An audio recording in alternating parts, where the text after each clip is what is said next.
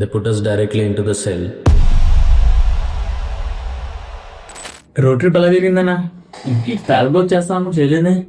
Travel లాగా almost crime scene అయిపోయింది bro. ఏమేనా? So హైదరాబాద్కి రిటర్న్లో వస్తూ బీహార్ బార్డర్ క్రాస్ చేస్తున్నాం. సో నైట్ 9 అవుతుంది. పోలీస్ చెక్ పోస్ట్ దగ్గర పోలీస్ సర్చింగ్ కోసం ఆపారు. రొటీన్ చెకింగ్ ఏదని రిలాక్స్గానే ఉన్నాము. బట్ పోలీసులు కార్ సర్చ్ చేశారు. మా దగ్గర వచ్చిన లిక్కర్ బాటిల్ దొరికింది. యాజ్ అ టూరిస్ట్ మాకు బియర్ లిక్కర్ పాలసీ గురించి ఐడియా కంప్లీట్లీ లేదు.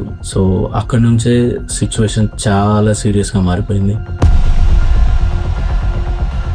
పోలీసులు స్టేషన్కి తీసుకెళ్లారు. వి థాట్ మార్నింగ్ చాలా గట్టిచ్చేసుకొని రిలీజ్ చేస్తారులే అనుకున్నాము. బట్ అసలు అలా అవ్వలేదు.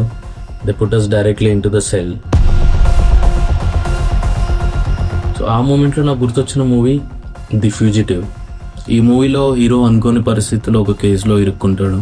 అండ్ అతను రైట్ రాంగ్ అని ప్రూవ్ చేసుకోవడానికి ఈ మూవీ అంత ఉంటుంది.